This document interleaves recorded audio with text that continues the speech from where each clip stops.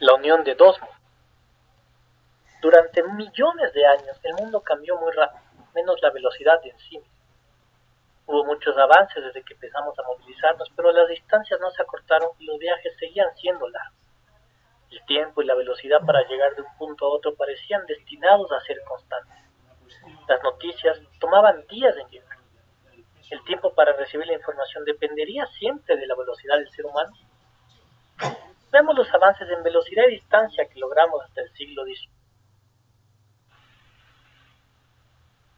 Caminando, logramos los 5 kilómetros por hora. A caballo triplicábamos esa velocidad hasta 15 kilómetros por hora. Y con una carroza llegábamos a la velocidad de 25 kilómetros. Nadando lográbamos un nudo de velocidad.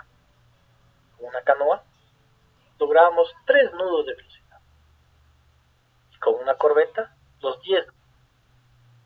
La distancia que lográbamos volando hubiese sido lo que lográbamos tirándonos de cabeza acantilado abajo, desde 10 centímetros hasta lo que dure la profundidad de ese acantilado. Poniéndonos alas, hubiésemos llegado a los 2 metros. Si poníamos a funcionar la máquina de Da Vinci, quizá a los 15 metros. Llegamos al siglo XIX. Aquí es donde damos los pasos fuertes para reducir las distancias y el tiempo. Con la llegada del ferrocarril y con la navegación a vapor. Aquí las semanas se acortan a días, los días a horas, las horas a minutos. Pero esa sed de rapidez del ser humano no se estancó en la velocidad que la leña o el vapor podrían ir. Se buscó acercar aún más las distancias entre países. Se deseaba sobrepasar las montañas más grandes y cruzar los ríos más acaudalados. ¿Cómo pues lograr semejantes hazañas? ¿Cómo entregar y recibir noticias que no dependan de aparatos manejados por el hombre? Ese logro se da en el año de 1837, con la invención del telégrafo. El aparato creado y perfeccionado por Samuel Morse. Así se logra unir a toda Europa por tierra. Se sabe qué se está comiendo en Moscú o qué clima hace en París. En este mapa de Europa del siglo XIX podemos ver ese ejemplo.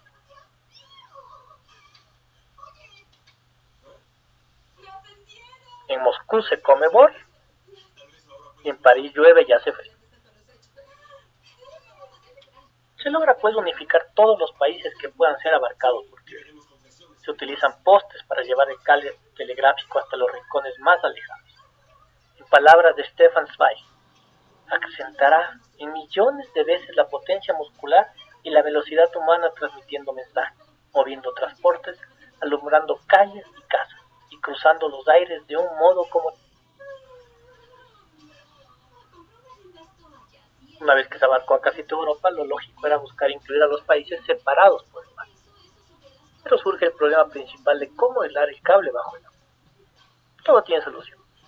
Se descubre la gutta percha, un tipo de goma parecida al caucho, translúcida, sólida y flexible, fabricada a base de látex, proveniente de árboles del género Paláqueo.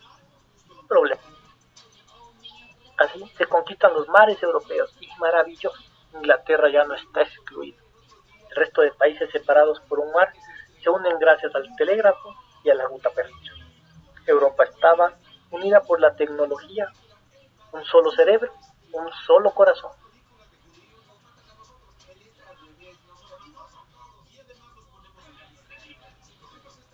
El siguiente paso, lo lógico era incluir América, pero esto sí evidenció más complicaciones. No hay estaciones intermedias, no se sabe la profundidad del mar, no se sabe al 100% la estructura geológica del océano. ¿Aguantaría un cable la presión del mar? No existían dínamos con tanta potencia. ¿Y qué buque llevarías en él? Conclusiones. Como dice Zweig, que se rumoraba en esa época, era imposible y absurdo. Pero yo creo que debieron leer a Unamuno para haber seguido con ese lealtad. Miguel Unamuno decía que el que ensaya lo absurdo es capaz de conquistar lo imposible. Según Morse, de lograrse, sería la mayor proeza del siglo. Y esto se da gracias a la unión de dos pioneros. Por un lado, el visionario Cyrus Westfield, siempre con unos puntos de vista nuevos y con muchas dudas. millonario, energético, audaz y lleno de fe. Según Zweig, es la chispa decisiva para que una idea adquiera realmente la fuerza. Ejemplo de la voluntad humana del optimista ciego de la electricidad y convencido de lograr la meta trazada. Al unirse al conocimiento técnico de Frederick Newton Gisborne, hombre más barbón que físico, inventor, agricultor, agente telegráfico, ingeniero y electricista, que formó parte de la Compañía Telegráfica de Montreal y la expandió la línea hasta Quebec, que formó parte de todas las compañías que manejaban el telégrafo dentro de los Estados Unidos y de Canadá. Como dice Stefan Zweig, un hombre dio con su misión y su misión dio con su hombre. Estaba entonces trazado el mapa de la conexión entre dos continentes, de Terranova a Irlanda. Los preparativos, el primer paso era la búsqueda de espacio. Se crea el Telegraph Construction and Maintenance Company. Se analiza que se precisa de 2 barcos para llevar y desenredar el cable. Barcos modificados justo para este caso, cedidos uno por Inglaterra y el otro por Estados Unidos. El Agamemnon inglés y el Niágara estadounidense. ¿Y el cable? Bueno, según Zweig, debía tener las siguientes características. Firme y resistente como el acero, con la elasticidad suficiente para poder tenderlo con facilidad. Debería resistir cualquier presión y soportar toda especie de carga, susceptible y liso como el hilo de seda, macizo, pero no excesivamente voluminoso, sólido por un lado, y exacto como para transmitir la más leve diferencia en potencial eléctrico por el otro lado. El cable más complicado y difícil de hacer, de transportar y de durar.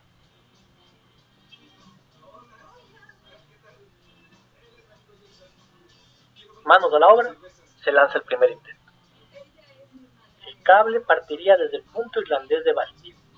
Todo listo. Los barcos, los reporteros, los dibujantes, los políticos, los discursos, la bendición del cura, hasta el mismísimo Morse estaba a bordo. Aplausos, sombreros y empieza. Todo en orden. Mientras el barco recorría del este al oeste, todo en orden, transmisión al 100%. En la sexta noche se rompe el cable. Y se evidencia que hay 600 kilómetros, 100.000 libras y un año de trabajo que se hundieron para siempre. Los cables enrollados se los subía al barco, este empezaba a desenrollarlos, al sexto día se rompen, pierde la cabeza Cyrus Field. Lógico, segundo intento. Pero esta vez se retoma el plan inicial del punto de partida, que era empezar en alta mar, en el punto medio entre ambos continentes. Cada barco desenrollaría y navegaría en dirección a una de sus costas.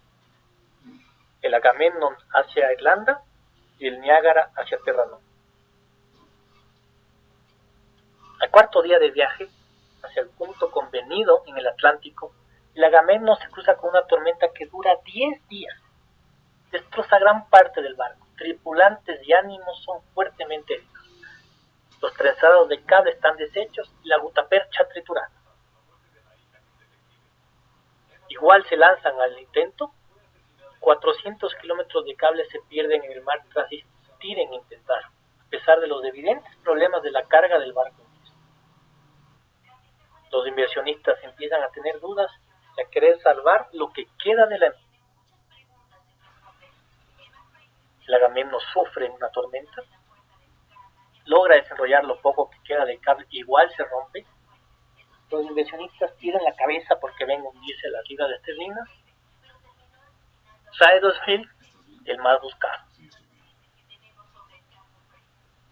Lo lógico, hacer un tercer intento. De igual, salir del mismo punto de partida en la mitad del Atlántico. Ya sin muchos ánimos ni esperanzas se desarrolla el cable y los barcos siguen cada uno su 19 días y 2.000 kilómetros después, el Niágara llega a Terranova. El Agamemnon demora un día más y 1800 kilómetros en llegar a Irlanda. La noticia se esparce, el júbilo es total.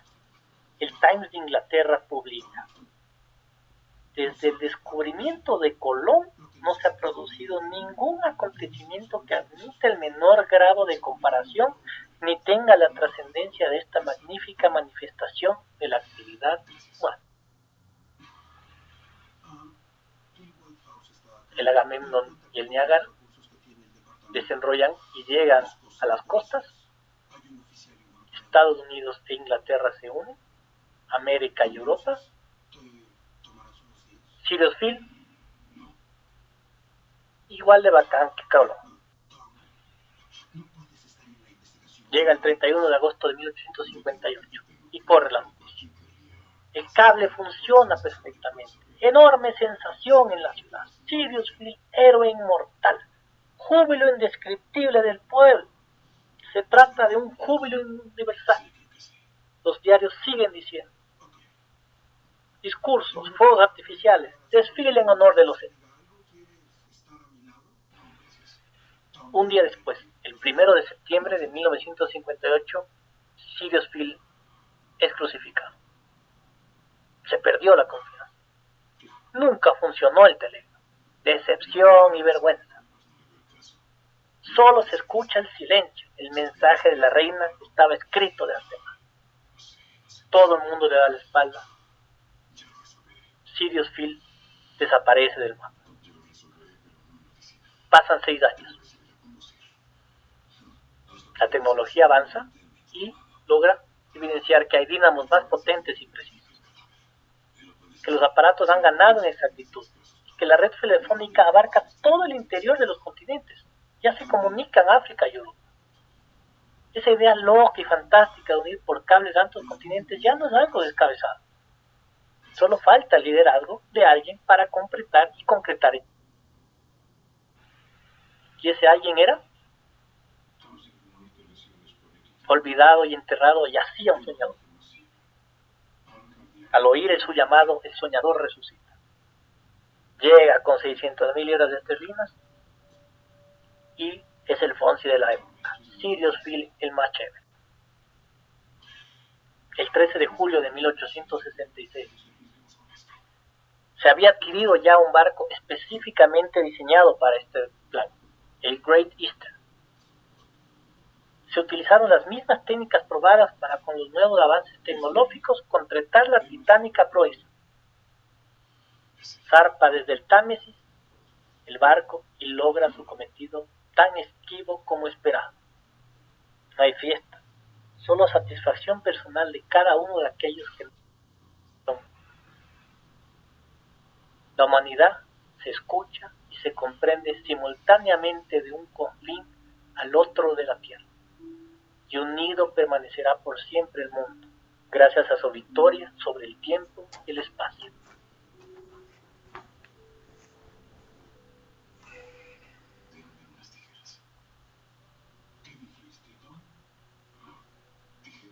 Muchas gracias.